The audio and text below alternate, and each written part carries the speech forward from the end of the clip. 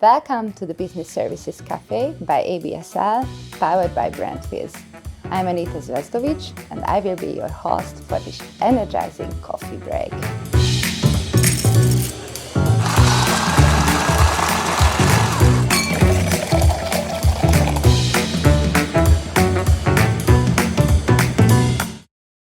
We are here to bring the thriving business services sector closer to you with freshly brewed insights into the industry trends, espresso shots to bring closer the top leaders to you, and also some sip and think takeaways. In each episode, we sit down with a top leader from the industry to bring an energizing topic closer to you for your coffee break. In today's episode, our guest is András Kohl, who is the head of Finance Business Services, CE at TESCO, and also the VP at ABSL Hungary. Very warm welcome, and thank you for being here. Thanks for the opportunity, Anita. Great to be here. And our topic, I think, is a very important one, which is the value proposition for employees in the sector.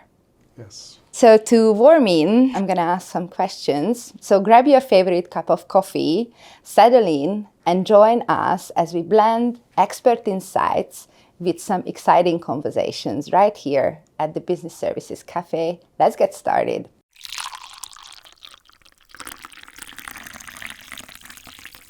How do you typically drink your coffee? That's a tricky question because normally I don't drink coffee. I'm another tea person, but I'm having the traditional Hungarian tea, some dark tea with some lemon and a touch of sugar or honey. Okay. I believe you still have coffee meetings at your company or in everyday life.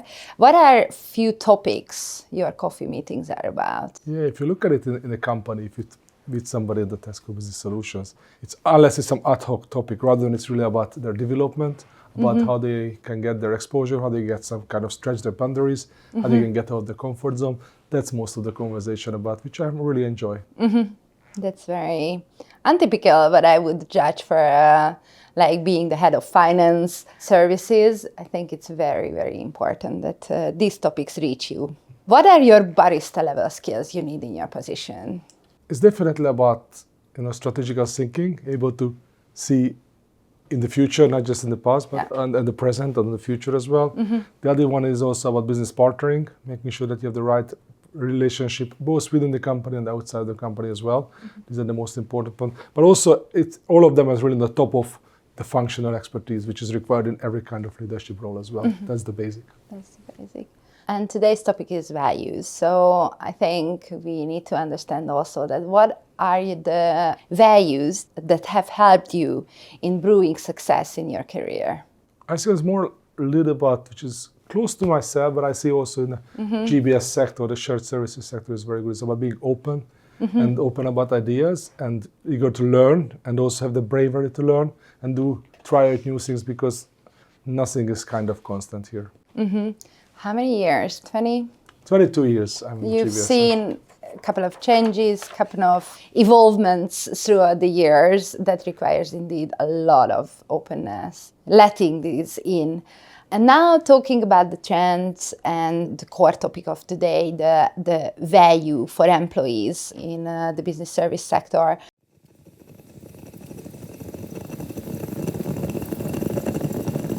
What is the most exciting about working in a business service center? I think that it's really that it's around nothing. None of the days are the same. It's a lot of variety, a lot of things changing. Even in an area like in finance, which you might think it's a kind of boring, monthly closing, year-end closing processes. No, it's not the case. A lot of change, a lot of things happening all the time, which is great. The other one is obviously about really kind of the international environment, which is, I think, important that you can get to a lot of kind of nationalities and different viewpoints. I've been to other GBSs where it was 20, 25, 30. Now at TESCO Business Solution, we still have like around 10 people, which is, I think, it's very exciting and give you a very different perspective. I always say that I'm working physically in Váci, where quite a few of the business services centers are located. But once I go into my office, I could be anywhere. It's because of the work culture, because of the approach, because of the people. I could be in Singapore, in Bangladesh, in India, or London, or New York as well. So that's really kind of exciting me. And all of this kind of together, it's taking the opportunity for learning all the time because of this variety and different culture and perspective. It's a constant learning, which I enjoy a lot. And what is the biggest advantage? Because I think there are very significant characters of the sector. What is the biggest advantage, or what are the biggest advantages choosing a business service center as an employer over a traditional company? I have to come back here again about the diversity. I think it's a very diverse environment. It's about different natures, genders, political views, religion, whatever you call it. And also nowadays, what has really changed, it's also the age. Earlier, 22 years ago, or even in the last 2 decades ago, it was always like the young people, 20s, 30s. Yeah, that's now it's what changing. There's quite a few also, people in the 50s and 60s. In TESCO Business Solutions, recently have people who celebrated the 25th anniversary. They used to work out of part of TESCO, but they now come into the GBS world. And there are also a few examples when parent and child is working together. So I think that's one of the big piece around that, this kind of cultural and all kind of diversity. The other one is the opportunity of kind of learning the companies outside as well. A lot of opportunities for like from a 1 week assignment to like moving abroad and learning new things as well. So I think that's an absolutely great thing. The other one is because of the strategic importance of GBS in most of the companies, you have the opportunity to see end-to-end the processes, even if it's finance or IT, engineering, HR, whatever. So really see end-to-end the area. So not just a really small piece of the activity as well, which is I think great. And the other one is, I think, because of this learning and other things, there's quite a few opportunity for career progression. I think in GBSs, if you're really eager, you want to learn, you want to be a subject matter expert or a line manager, 3, 4, 5 years, you can easily do that. Really you don't have that in other companies, or traditional companies. Traditional functioning companies. You mentioned now also some opposites, like not as slow as a traditional company, so like much more diverse. What are the biggest misconceptions about the sector? So from an external audience, maybe in the hiring or who is not yet working in the sector, what misconceptions are there? In the past, or still today, some people say it's GBS is equals a call center. Okay. And when I started to work, it changed a lot. When I started to work, actually one of my first job was in a shared service center in Spain, in northern part of Spain. And I was doing accounts payable, invoice processing. There's 100 people of us doing transactional accounts payable, invoice processing. And yes, indeed, in the other room, there was a call center. But in the last 20 years, it changed a lot. I think all of the GBSs, both in Hungary and internationally, proved ourselves that we can add value. We can give, with the standard processes, with the talent management, with the process improvements, we're giving that value, so we have to do much, much more on there. So now, if you look now at GBSs, you don't really see too many of manual works, because most of the activity has been kind of automatized, either with an Excel macro or an RPA, or now it's AI or generative AI, or maybe something is moved to maybe some other location. But if you look at GBS in Hungary, it does really kind of look at these activities. And the matter of fact, 20 years ago, in GBS have these manual activities, and in the headquarter companies was the all value-adding activities, like in finance, treasury, FP&A, controlling. I remember now it's the other way around. You don't really see any value-adding activities in the headquarters.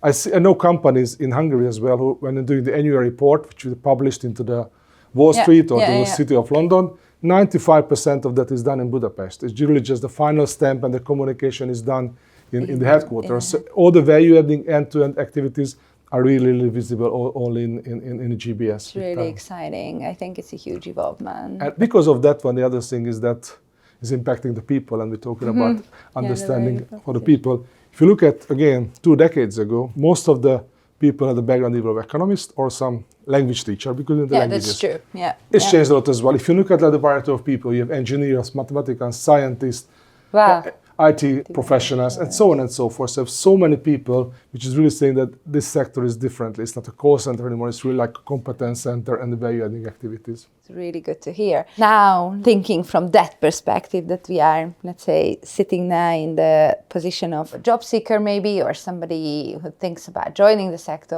or like not so familiar with the sector, is like, where is the right match? When somebody wants to work for a business service center, who are the people who are best fitting and what is the best, let's say, skill set that is matching the best? I think most of GBSs, because so variety of services, and pretty much everybody is welcome. There is quite a big variety. Like from engineer to finance, and also HR. We have also quite a few kind of fresh grads, quite a few other fresh Uh-huh. graduates or internship programs there. So fresh graduates coming. Yeah. But still, I think there's a couple of characteristics, which is 80-85% of our GBSs, people, employees are kind of really valid too. Obviously, you have to start with the language. English is a must-have. Okay. At least English, or maybe have another language as well. But it's a new people who join the company was not perfect in English, but have some internal training or external training or online training to get to the next level. Day. And I know quite a few people who only speak English beside their native language, but they get another language to learn it as part of the company program. I mentioned a lot of training opportunities, development opportunities. So with that one, they could learn another language, but they can really use in the everyday life and everyday work as well. So you don't have to be afraid of that one. The other one is, which as I mentioned, you really have to be adaptable. There's quite a few changes. You have to be able to kind of be flexible with the various activities which is happening. If you're not doing that, it's difficult because things are changing. The other one is collaboration and communication. In GBSs, you have to always work with somebody. There is not a one man or one woman show. You have to work with somebody. Quite often not somebody physically, but virtually, maybe on the other side of the world. So basically because of that one, you have to be able to communicate and collaborate with other people. This is also a big advantage. And the third one is sometimes you have to manage stress in a good way. I think stress is always giving a lot of kind of satisfaction, a lot of other people as well to learning and developing. Nevertheless, in GBSs, quite often we have targets, we have expectation, we look at KPIs, deadlines. So you have to be able to manage those and make sure kind of you're managing your time and activities in a good way. Okay. I think there's a lot also changing in the expectations of employees recently and how the companies in this sector are adapting to address the changing expectations of the employees, talking about well-being, flexible work arrangements. So there is a lot shifting. So not only employees, but also employers have to be adaptive. How companies do that, or what are the good practices, you say? I think GBS is like in a lot of other things, is also like automation and new various practices, always like the pioneers or the trailblazers. So I think these areas, as you rightly said, we have to kind of be able to manage these expectations. And flexibility is a good example. If you look at COVID, GBS was the first, or business services was the first companies like in 2 or 3 days just switch on to home working and could manage that. Yeah, that's so true. That was true because we're working virtually, we had the technical capabilities and the people capabilities as well. And also now when we came back to the office, also about flexibilities was kind of given that we will not go back to the 5 days. Most GBS is having 2 or 3 days of work in the office, still keeping up the culture, but keeping up the flexibility of the people. And the other one is also come with COVID. You mentioned the well-being because I think employers or employees are not really looking maybe in the work differently than a couple of years ago and really seeing that as it's not like you're working and you're at home. But now you are looking at together. Also, with some of these kind of barriers are kind of switched. So I think because of that, well-being is very important. We have to look at both physical and especially mental well-being of the people because of this so many changes which is happening. So I really think that is a focus area, and this just really have to be in the value proposition of the GBS, and then it's really giving up the right answers on that. Yeah, so it's adaptive.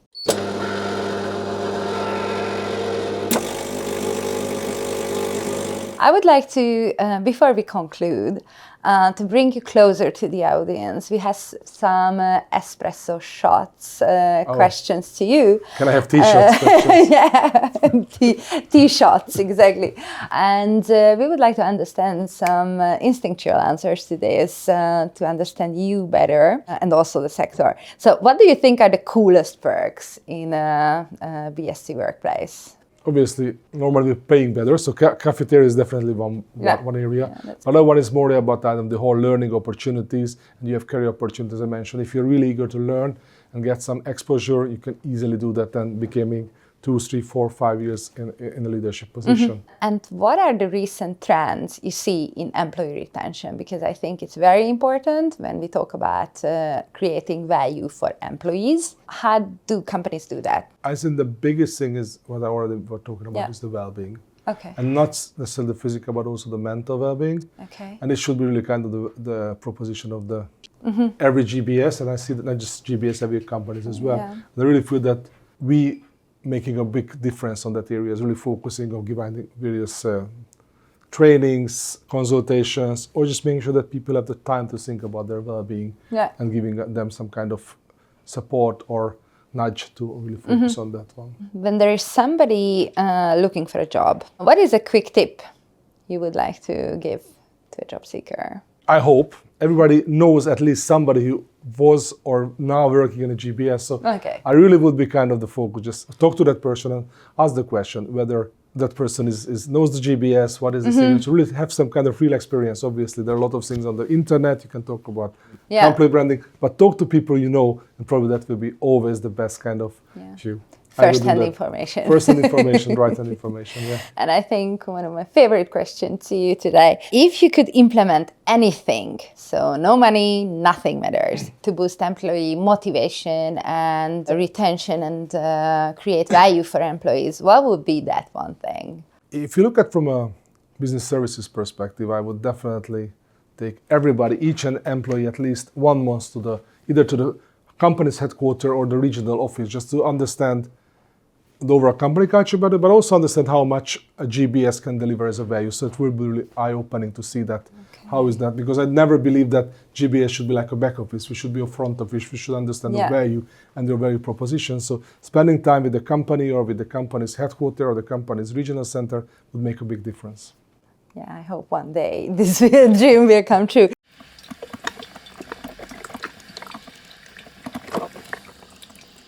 Finally, we would like to conclude this episode. And what would be the encouraging message you would like to leave with the audience about how business service centers are creating value for employees? I think it's the top area which is coming to my mind is really about development. If you're in a GBS sector, you can learn and develop all the time. Different things, functional, soft skill, hard skill. I am in the sector, as I mentioned, more than 20 years, and I'm still learning. Maybe my background is finance, but I can learn other things as well, and I learn a lot of things like artificial intelligence, other areas. So constant learning opportunities are always there, and quite often you, maybe not forced to, but you feel that you have to learn because the sector is working quickly. So development and learning is absolutely the biggest things. Yeah, really example in you as a role model.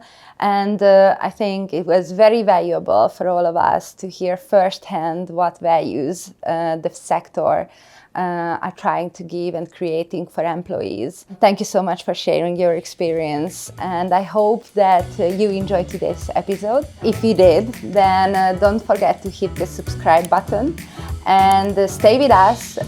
We are coming with more episodes, and if you have any topics you will be interested in, don't be afraid to share it with us in a comment, and stay with us with the next episode. Stay tuned and see you next time.